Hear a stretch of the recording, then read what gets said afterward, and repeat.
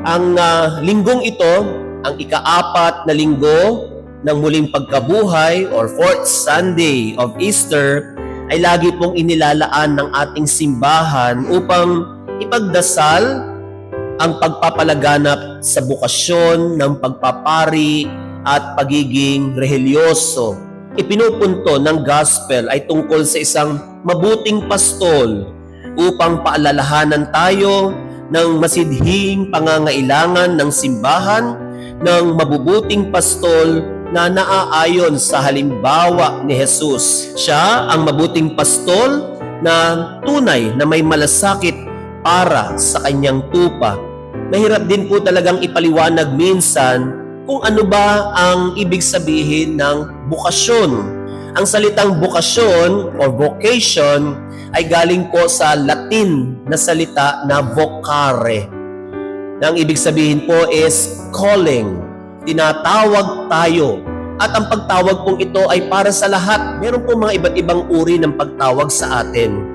At ang unang pagtawag ng Diyos sa atin ay ang pagtawag para tayo'y mabuhay bilang tao. Human vocation. Sinasagot natin ito kung nabubuhay tayo ng mabuti at kapag pinagyayaman natin ang buhay natin na kaloob sa atin ng Diyos. Ikalawa, ang pagtawag sa atin ay ang ating pagtawag sa pagiging Kristiyano. Christian vocation.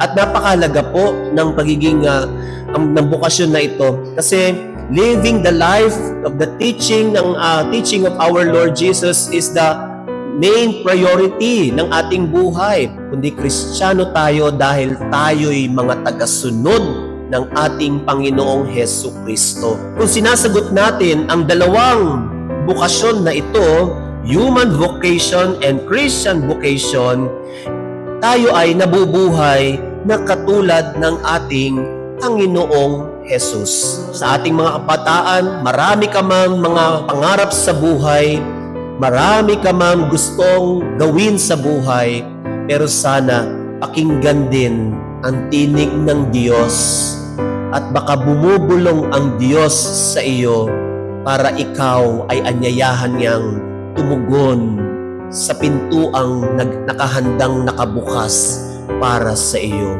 At para magpatuloy ito, kailangan ng marami pang mga kabataang handang sumunod at tumugon sa mabuting pastol na tumatawag sa kanila.